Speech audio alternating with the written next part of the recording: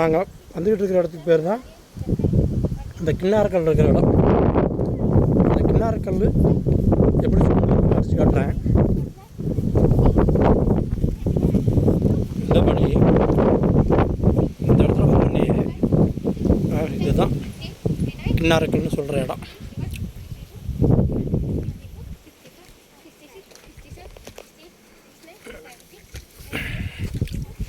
இங்கே ஒரு சின்ன கல் வச்சுருக்காங்க தட்டுறதுக்கு. இந்த பாறையில்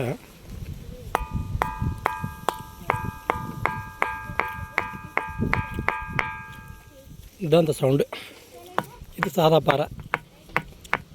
இந்த சவுண்டுக்கும் இந்த சவுண்டுக்கும் வித்தியாசம்தான் கிண்ணாரக்கல்னு சொல்கிறது. ஓகே, நான் உன்னை அப்படியே கீழே இறங்குறேன்.